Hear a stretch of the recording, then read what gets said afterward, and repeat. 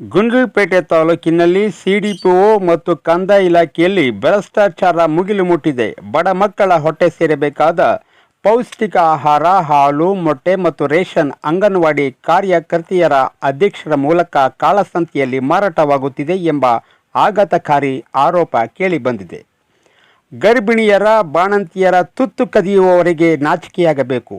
ಮಕ್ಕಳಿಗೆ ಸೇರಬೇಕಾದ ಸೌಲಭ್ಯಗಳನ್ನು ಲೂಟಿ ಮಾಡುತ್ತಿರುವ ಈ ಭ್ರಷ್ಟಾಚಾರದ ವಿರುದ್ಧ ಜನಸಾಮಾನ್ಯರು ಆಕ್ರೋಶಗೊಂಡಿದ್ದಾರೆ. ಭ್ರಷ್ಟಾಚಾರಕ್ಕೆ ಸಂಬಂಧಿಸಿದ ಆಡಿಯೋ ಪುರಾವೆಗಳಿದ್ದರೂ ಸಹ ಅಧಿಕಾರಿಗಳು ಯಾವುದೇ ಕ್ರಮ ಕೈಗೊಳ್ಳುತ್ತಿಲ್ಲ. ಸುಮ್ಮನೆ ಮೌನಕ್ಕೆ ಶರಣಾಗಿರುವುದು ಹಲವು ಸಂಶಯಗಳಿಗೆ ಎಡೆಮಾಡಿಕೊಟ್ಟಿದೆ. ಭ್ರಷ್ಟಾಚಾರದ ಆಡಿಯೋ ಸಾಕ್ಷಿಗಳಿದ್ದರೂ ಅಧಿಕಾರಿಗಳು ಕ್ರಮ ಕೈಗೊಳ್ಳದಿರುವುದು ದುರಂತ. ಮಕ್ಕಳ ಮತ್ತು ಗರ್ಭಿಣಿಯರ ಆಹಾರವನ್ನು ಕಬಳಿಸುವ ಇಂಥ ಅಧಿಕಾರಿಗಳನ್ನು ತಕ್ಷಣವೇ ಸೇವೆಯಿಂದ ವಜಾಗೊಳಿಸಬೇಕು. ಭ್ರಷ್ಟಾಚಾರಗಳ ವಿರುದ್ಧ ನಾವು ಹಂತ ಹಂತವಾಗಿ ಹೋರಾಟ ರೂಪಿಸುತ್ತೇವೆ ಎಂದು ಜಾರಕಿಹೊಳಿ ಬ್ರಿಗೇಡ್ ಸಂಸ್ಥಾಪಕರಾದಂತಹ ಗೋವಿಂದರಾಜ್ ನಾಯ್ಕರವರು ವಿಷಯವನ್ನು ಪ್ರಸ್ತಾಪಿಸಿದ್ದಾರೆ. ಸಾರ್ವಜನಿಕರೇ, ಭ್ರಷ್ಟರ ವಿರುದ್ಧ ಸಿಡಿದೆದ್ದೇಳಿ. ನಿಮ್ಮ ಹಕ್ಕುಗಳನ್ನು ಕದಿಯುವವರ ವಿರುದ್ಧ ಧ್ವನಿ ಎತ್ತಿ. ಸರ್ಕಾರ ಸೌಲಭ್ಯಗಳು ಬಡವರ ಮನೆ ಬಾಗಿಲಿಗೆ ಸೇರಲಿ. ಮೇಲಧಿಕಾರಿಗಳೇ, ತಕ್ಷಣ ಈ ಬಗ್ಗೆ ತನಿಖೆ ನಡೆಸಿ ತಪ್ಪಿತಸ್ಥರನ್ನು ಜೈಲಿಗಟ್ಟದಿದ್ದರೆ ಉಗ್ರ ಹೋರಾಟ ಎದುರಿಸಬೇಕಾಗುತ್ತದೆ.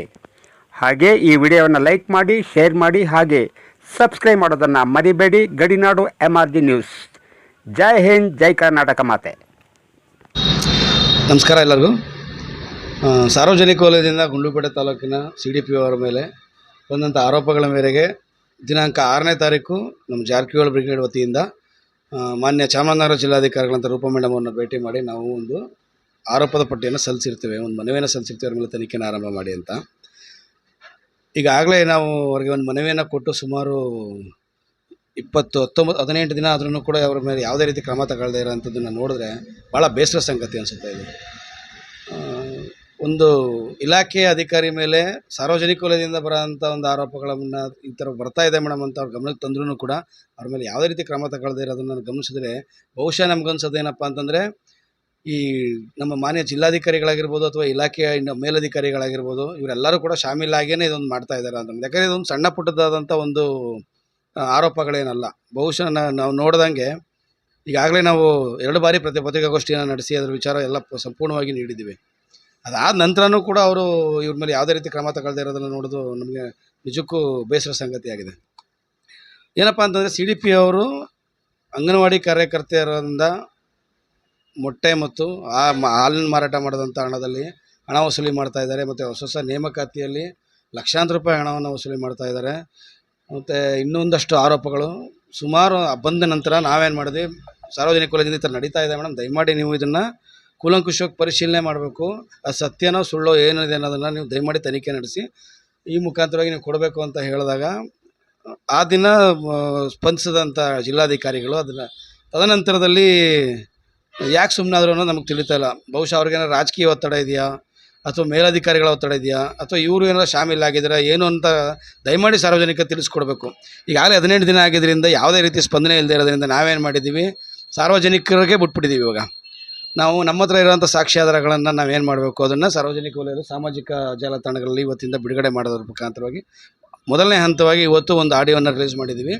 ಅದು ಗುರುಮಲ್ಲಮ್ಮ ಮತ್ತು ಅವ್ರ ತಂಡದವರೆಲ್ಲರೂ ಕೂತು ನಮ್ಮ ಅಂಗನವಾಡಿ ಕಾರ್ಯಕರ್ತರಿಗೆಲ್ಲ ಹೇಳ್ತಾ ಇರೋಂಥದ್ದು ಏನು, ನೀವು ಎಷ್ಟು ಅಮೌಂಟ್ ಕೊಡಬೇಕು, ಎಷ್ಟು ಡಿಮ್ಯಾಂಡ್ ಇಡ್ತಿದ್ದೀವಿ, ಯಾರ್ಯಾರು ಕೊಡಬೇಕು ಅನ್ನೋ ವಿಚಾರಗಳನ್ನೆಲ್ಲ ಹೇಳ್ತಾ ಅವರು ಮಾತಾಡಿರೋ ಅಂಥ ಒಂದು ಆಡಿಯೋ ಒಂದು ಕ್ಲಿಪ್ಪನ್ನು ಇವತ್ತು ಸಾಮಾಜಿಕ ಜಾಲತಾಣದಲ್ಲಿ ಬಿಟ್ಟಿದ್ದೀವಿ.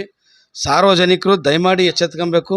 ಯಾಕಂದರೆ ನಾವು ಪ್ರಶ್ನೆ ಮಾಡೋಕ್ಕೆ ಶುರು ಮಾಡಲಿಲ್ಲ ಅಂತಂದರೆ ಇಂಥ ಒಂದು ಭ್ರಷ್ಟ ಅಧಿಕಾರಿಗಳನ್ನು ಏನೂ ಮಾಡೋಕ್ಕೆ ಸಾಧ್ಯ ಇಲ್ಲ. ಯಾಕಂದರೆ ಈ ಭ್ರಷ್ಟ ಅಧಿಕಾರಿಗಳ ಹಿಂದೆ ಈಗ ಆಲ್ರೆಡಿ ಯಾವುದೋ ಒಂದಷ್ಟು ಜನ ರಾಜಕಾರಣಿಗಳಿದ್ದಾರೆ ಅಂತಾರೆ, ಇವ್ರ ಮೇಲಧಿಕಾರಿಗಳಿದ್ದಾರೆ ಅಂತಾರೆ.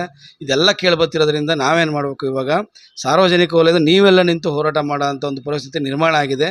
ದಯಮಾಡಿ ಸಾರ್ವಜನಿಕರಲ್ಲಿ ನಾನು ಕೇಳ್ಕೊಳ್ಳೋದಿಷ್ಟೇ, ಇವರು ಭ್ರಷ್ಟಾಚಾರ ನಡೆಸ್ತಾ ಇರೋದು ಮತ್ತು ಇವರು ತಿಂದು ತೇಗ್ತಾ ಇರೋದು ನಿಮ್ಮ ಮಕ್ಕಳು ಕೊಡಬೇಕಾದಂಥ ಮೊಟ್ಟೆ, ನಿಮ್ಮ ಮಕ್ಕಳಿಗೆ ಕೊಡಬೇಕಾದಂಥ ಹಾಲಿನ ಪೌಡ್ರು, ನಿಮ್ಮ ಮನೆ ಹೆಂಗಸಿಗೆ ಕೊಡಬೇಕಾದಂಥ ಒಂದು ಪೌಷ್ಟಿಕ ಆಹಾರ, ನಿಮ್ಮ ಮನೆಯಲ್ಲಿರೋಂಥ ಗರ್ಭಿಣಿಗೆ, ನಿಮ್ಮ ಮನೆಯಂಥ ಬಾಣಂತಿಯರಿಗೆ, ನಿಮ್ಮ ಮನೆಯಲ್ಲಿರೋಂಥ ಮಕ್ಕಳಿಗೆ ಕೊಡಬೇಕಾಗಿರೋಂಥ ಆಹಾರ. ದಯಮಾಡಿ ಇದರಿಂದ ತಿಂದು ತೇಗ್ತಾ ಇರೋಂಥದ್ದನ್ನ ದಯಮಾಡಿ ನೀವು ಸಾರ್ವಜನಿಕ ಇದ್ರ ವಿರುದ್ಧ ನೀವು ಧ್ವನಿ ಎತ್ತೋದಕ್ಕೆ ನೀವು ಆರಂಭ ಮಾಡಬೇಕು. ಎಲ್ಲ ಅಧಿಕಾರಿಗಳನ್ನು ಕೂಡ ನೀವು ಪ್ರಶ್ನೆ ಮಾಡೋದಕ್ಕೆ ಶುರು ಮಾಡಬೇಕು.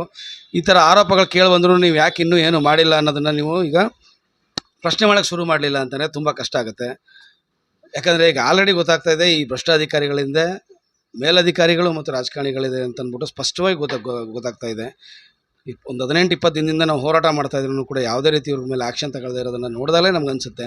ಆದ್ದರಿಂದ ನಾನು ಸಾರ್ವಜನಿಕರಲ್ಲಿ ಮನವಿ ಮಾಡ್ತಾ ಇದ್ದೀನಿ, ದಯಮಾಡಿ ನೀವು ಈ ಒಂದು ಹೋರಾಟಕ್ಕೆ ಸಜ್ಜಾಗಿ.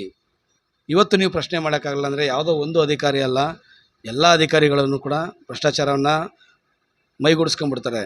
ಇದರಿಂದ ಸಾಧಕ ಬಾಧಕಗಳೇನಿರುವಂಥದ್ದು ಯೋಚನೆ ಮಾಡೋ ಅಂಥದ್ದನ್ನು ಏನೇ ಇದ್ರೂ ಕೂಡ ನೀವು ಯೋಚನೆ ಮಾಡಲಿಲ್ಲ ಅಂತಂದರೆ ಭಾಳ ಕಷ್ಟ ಆಗುತ್ತೆ. ಎಚ್ಚೆತ್ಕೊಳ್ಳಿ ಅಂತ ನಾನು ಈ ಒಂದು ಮೂಲಕವಾಗಿ ಸಾರ್ವಜನಿಕರಿಗೆ ತಿಳಿಸೋಕ್ಕೆ ಇಷ್ಟಪಡ್ತೀನಿ. CDP ಅವರ ವಿರುದ್ಧ ತಾಲೂಕು ಆಡಳಿತವಾಗಲಿ ಜಿಲ್ಲಾಡಳಿತವಾಗಲಿ